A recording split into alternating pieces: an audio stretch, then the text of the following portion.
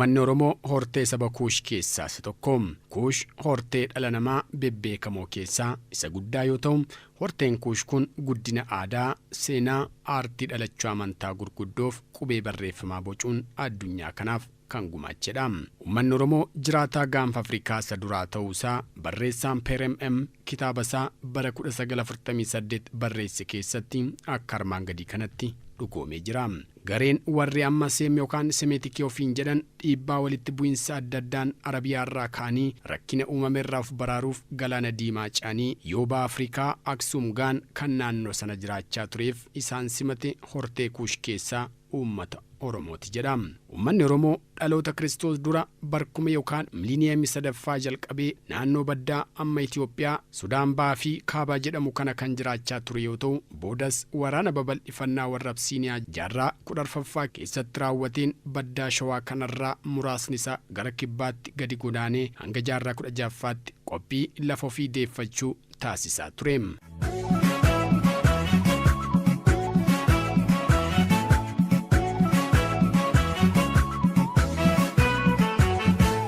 Jalqaba jaarraa 16ffaa bara 1520moota keessa waraana deebisanii lafa ofii qabachuu taasiseen milkaa'ee qabiyyee isaa ganamaa deebifate. Namni biyya Poorchugaal maqaan isaa Francisco Alveras kan bara 1520 hojii abuuraaf yookaan tiraaveler Itoophiyaa dhufee ture, Oromoonni kaaba Itoophiyaa hanga galaana diimaatti jiraachaa akka turan argaa dhageettii isaarraa ragaa ba'ee ture. Innis akkas jedhe. Yeroo nuti kaaba Itoophiyaa geenye namni biyya sana bulchaa ture Doorii yookaan Baayira Nagaash nama jedhamu ture. Yeroo gabaabaa booda Dooriin du'ee aangoo gara ilma isaa kan maqaan Bulaa jedhamutti darbe. Yeroo aangoo irra ba'u umuriin Bulaa naannoo ganna 12 ture. Kanaanis jaarraa 16ffaa hanga dhuma jaarraa 19ffaatti diinota isaa hunda mo'ee daangaa isaa kabachiisee gareen muraasni mootummaan of gurmeessee kan hafe immoo sirna gadaasaan wal bubbulchaa ture. Haa ta'u malee dhuma jaarraa 19ffaan booda humni gita bittoota Absiiniyaa humnoota alaaf meeshaa waraanaa isaan irraa argateen deeggaramee humna Oromoo cabsuu danda'eera. Weerara lammaffaa kanaanis aadaa fi sirna bulchiinsa gadaa isaa akka laafuuf badu taasifame. Bu'uura jiruuf jireenya dhala namaa kan ta'e lafti isaa ni saamame. Uummanni Oromoo uummattoota hortee Kuush keessaa isa tokkoo fi isa guddaa yoo ta'u, hanga ammaa duudhaalee uummata kanaa qabatee kan jirudha. Haa ta'u malee warri seenaa ragaa hin qabne barreessaa turan seenaa dhugaa dabsuun eenyummaa uummata kanaa awwaaluu fi dukkaneessaa turan. Isaan seenaa Oromoo dabsanii barreessaa kan turan akkuma jiranitti ta'e faallaa isaanii kan dhugaa barreessan ilaalla.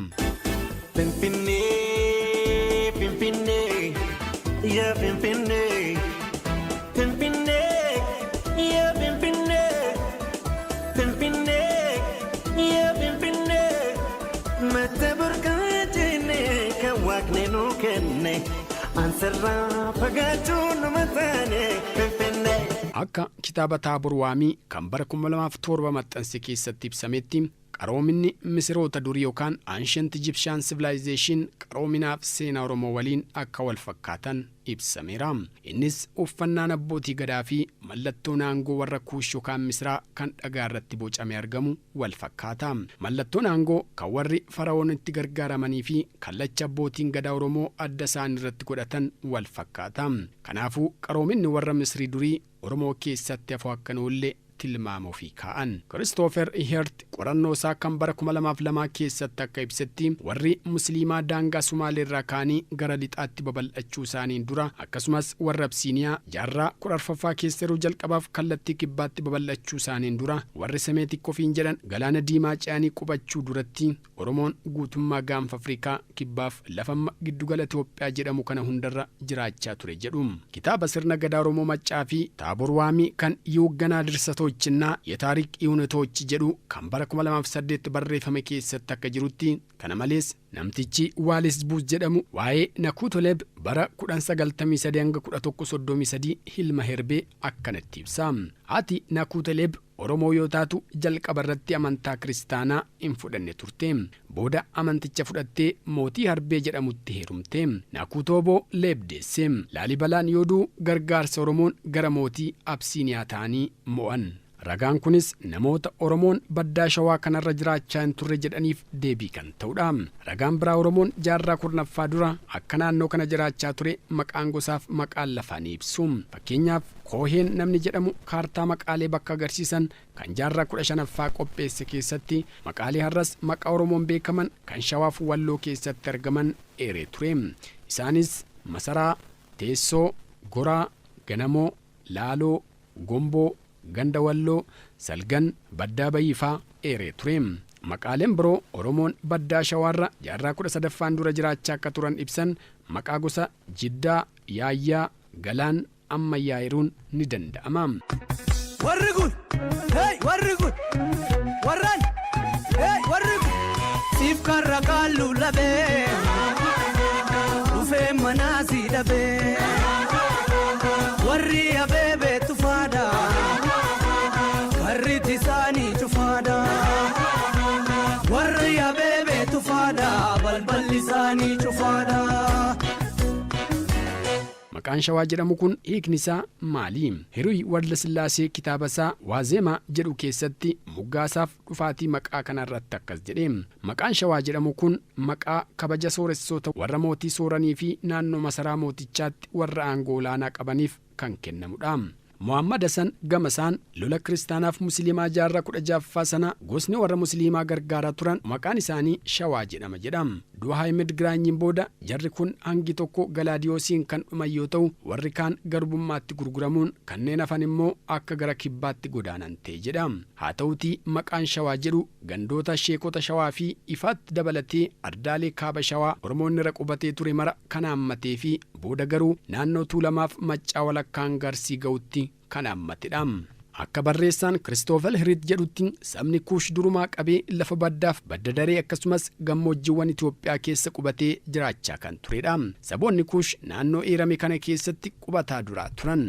Kunis saboonni Kuush Oromoo dabalatee Itoophiyaaf lafa naannoo isaa jiru keessa dhaloota Kiristoosiin dura naannoo bara 5000 dura akka turee fi boodas barkumeedhuma gara damee saboota Kuush amma jiran kanatti akka qoodaman amanama. Saboonni Kuush kun biyya amma Nuubiyaa, Marawwee, Sulula Abbayyaa yookaan Naayil Vaalii fi Misira keessa jiraachaa kan turan yoo ta'u dhiibbaa uumamaa fi namtolchee jechuunis waraana karaa kaabaan isaan irratti gaggeeffameen gara lixaa kaaba baaf kibba ba'a Afrikaatti socho'anii. Shaggar gaduufanii yaa karaanaa numtu damamaadoo shaggar gaduufanii yaa karaanaa numtu yoomaan argaan kiyyaaf kee abjuunaa numtu damamaadoo yoomaan argaan kiyyaaf kee abjuunaa numtu.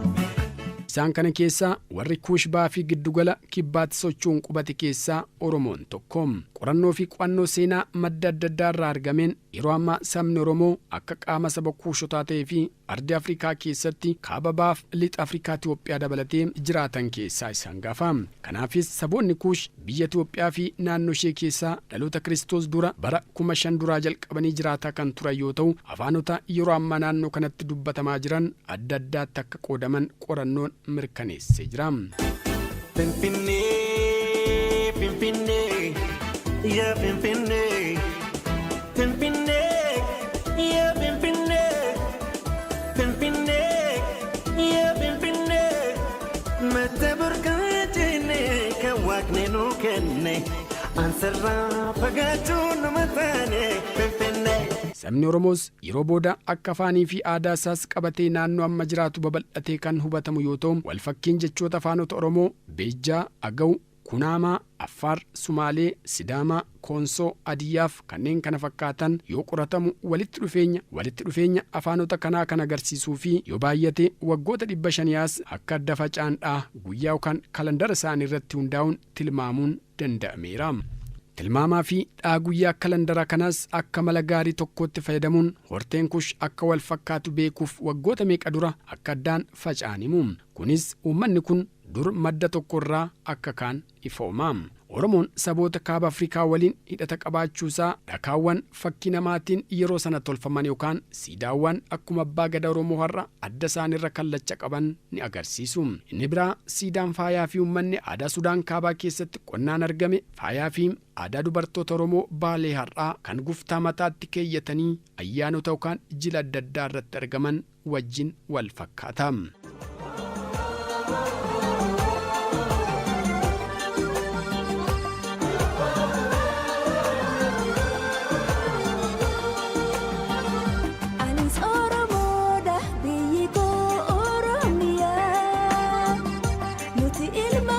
كوشي ديقني كيديقك أنا اسمي نوبي وفي الجنوب كان الميلاد عنواني بيتي ونوبة بيت عزي وامجاد. meeshaan Oromoo yeroo ammaa mana keessatti fayyadamaa jiru meeshaa manaa yeroo durii Mereewee keessatti itti fayyadamaa turan waliin wal fakkaata.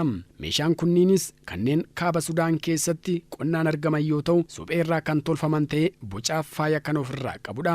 Isaanis xuggee yookaan xuwwee yeroo ammaati. Meeshaaleen Sudaan kaabaa keessatti qonnaan yookaan arkeoloojiin argaman meeshaalee yeroo ammaa baadiyyaa Oromiyaa keessatti mi'eessituu keessa kaayyatan bishaan yookaan farsootti naqatan ittootti tolfatan waliinis wal fakkaata. Kana malees ragaalee hambaa aadaa afaan argama arkeoloojii fi siidaawwan mul'atan afoola ummatichaaf raawwii sirna amantaa kuushi dabalatee yeroo dheeraa dura uummanni kun tokkummaan isaanii kan keessatti mul'achuu danda'udha. Gama biraatiin babal'inni amantiiwwan Yihuudootaa kiristaanaaf islaamaa irraa kan ka'e uummattoonni naannoo galaana Meeditiraanii jiraatan Arabiyaa kibbaaf akkasumas Faaris irraa buqqa'uun gara biyya kanaatti godaanan jaarraa adda addaa keessa walitti makamuun naannoo kanatti jijjiiramni guddaan akka mul'achuu danda'e ni dubbatama. Sochiin kunis kallattii Itoophiyaa durii Marawwee, Nuubiyaa, Suubba, Saabaa, Naapaataa, Aksum, Laastaaf Gondor keessa jiraachuu dhufan irra jireessi qubattoota kanaa uummatatti makamuun qubachaa kan turanidha. Jarreen hafanis gosa ofii ijaaruun afaan isaanii cimsuun waraana yookaan raayyaa cimaa ijaaruun wiirtuu amantaaf daldalaa akkasumas siyaasa hortee kushota iddoo eeraman kanarraa akka bittinnaa'u godhanii ture. Kanarraa ka'uun rakkina kana dandamatanii kan achitti hafan malee uummanni achi ture gara kibbaa socho'uun akka qubatan seenaan ni addeessa. Bifuma kanaan Itoophiyaan dur bal'inni ishee walakkaa Misraa kaasee biyyoota akka Sudaan, Kaabaa fi Bahaa Itoophiyaa ammaa jirtu, Eertiriyaa, Jibuutii, Sumaalee fi Keeniyaa dhuunfatanii akka tatamsaa turan ni himama. Shaggargaluufanii yaa karaa naannatu damamaadhoo shaggargaluufanii yaa karaa naannatu yoomaan argaan kiyyaa fi abduu naannatu damamaadhoo yoomaan argaan kiyyaa fi abduu naannatu. Walitti bu'insaa fi wiirtuuwwan daldalaa yeroo adda addaatti uumamanii qofaatti ba'uun biyyoonni hedduun mul'achuu qaban. Sabni Oromoos rakkinaaf sochii kana keessatti qooda kan qabu ta'ee walakkaan jireenya isaa qonnaaf horsiisee bulaa irratti kan xiyyeeffate waan tureef daandii daldalaa irratti falmii godhamaa ture dhiisuun gara lafa tasgabbii qabuuf nagaan jiraachuutti fuulleffachuun wiirtuu siyaasa isaa biyya giddugala kibbaatti sochoose. Barreessitoonni maatii afaan kuushii irratti hojjetan kan akka Poolistikee bara 1889 akka ibsanitti Oromoon kaaba baha Afrikaa keessaa bara mootummaa Aksum dursee jiraachaa akka ture kan mul'isudha. Kana malees naannichatti Oromoon saba beekamaa fi hundee saboota hedduu akka ta'e eeruun dhaloota Kiristoos dura bara 200 hanga dhaloota Kiristoos booda 800tti kan naannicha keessa turan akka ta'e ni addeessa. Namni kun madda isaa eeruu baatullee Oromoonni raayyaa Fazaboo biyya isaanii kan durii naannoo Arabiyaa kibbaa Galfoo Fadan irraa ka'uun naannoo amma jiran Tigraay kan qubatan. Ka'umsa amantaa Islaamaa dura akka ta'ee fi warri Seem garuu isaan booda akka dhufan kan ibsu yoo ta'u warri Kuush garuu akka isaan dursan himu. Humnoonni alaa dhufan tokko tokkos yeroo booda amantaa fi aadaa jaraa mormanii qofaatti of ijaaruu akka sochuu qaban seenaa keessatti ni beekama. Bifuma kanaan walitti dhufeenyaaf wal fakkii uummata Oromoo fi saboota damee Kuush irraa maddan ragaa qorannoo saayinsii xiinqooqaa fi aadaa yookaan linguistic and archaeological evidence irratti hundaa'anii qorachuun dhugaan kun akka ifa ta'u godhameera. Barreessitoonni hedduun seenaa saba Oromoo fi madda isaa ilaalchisanii seenaa dhugaarra maqee baay'ee barreessaniiru. Hanga yeroo dhiyoottis falmii xumuran arganne ta'uun isaa ni beekama. Kunis kan ta'uu danda'e uummanni Oromoo seenaa barreeffamaan bara dheeraaf dhalootaaf lafa kaawwate dhabuusaa yoo ta'u sabni Oromoo qaama saboota Kuush akka ta'e qorannoo gadi fageenyaa qabu gaggeeffamuu dhabuun hir'ina guddaa seenaa keessatti mul'atudha. Pimpinee, Pimpinee, yeah Pimpinee, Pimpinee, yeah Pimpinee, Pimpinee, yeah Pimpinee, mata burkaatine kan waaqni nu kenne ansarraa fagaachuu nama taane Pimpinee. Inni lammaffaa immoo uummaticha amantaalee gurguddoo lamaan biyya ollaarraa dhufaniin waan dhuunfatameef namoonni uummata kana keessaa ba'anii baratan tokko tokko oromummaa isaanii gatuun gara aadaaf duudhaa amantaalee kaanitti waan makamaniif of ibsuu irratti rakkoon kan uumame ta'uu isaati. Yeroodhaa gara yerootti ragaa qorannoof barreeffamaa seenaa moototaaf amantii keessatti maqaan Oromoo argamuun isaa ka'umsa yoo ta'u kunis gaaffii guddaa kaasaa tureera. Barreessitoonni duraa gita bittoota deeggaran seenaa dhugaa dhiisuun dhoksuun Oromoo akka uummata godaantu ta'etti ibsuuf yaalaniiru.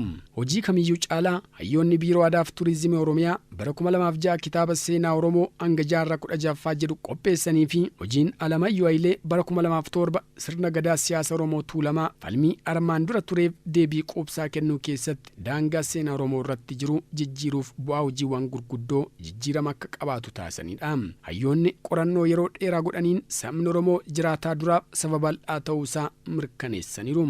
Yaada kanas hojii Di'abbaadiyee irratti hundaa'uun kan barreesse Maarshaal Disaalvaak bal'ina afaan Oromoo laalchisee yoo ibsu beekumsi yookaan falaasama Giriik jedhamee dubbatamu martinuu maddisaa Afrikaa beekumsa saba gurraachaa akka ta'e kan nama hubachiisudha. Kana malees ragaan dabalataa yaada kana cimsu bifa kanaan qindaa'eera. Kunis Afrikaa bahaa Oromoo dabalatee lafa argama sanyii namaa akka ture kan ifa taasisudha.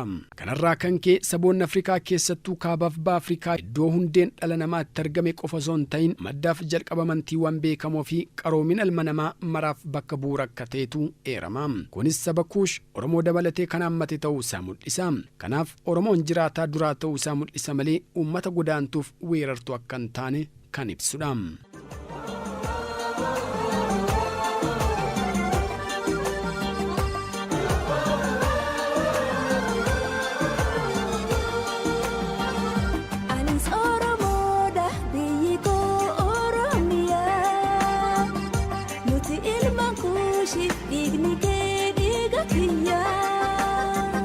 أنا اسمي نوبي وفي الجنوب كان الميلاد عنواني بيتي ونوبة بيت عزي وامجاد. Kabajamtoota dhaggeeffattoota keenya seenaa Oromoo fi hundeeffama magaalaa Finfinnee jedhu kutaan tokkoffaa kanumaan gammaatti dhaggeeffattan kana kutaan lammaffaa torban itti fufa.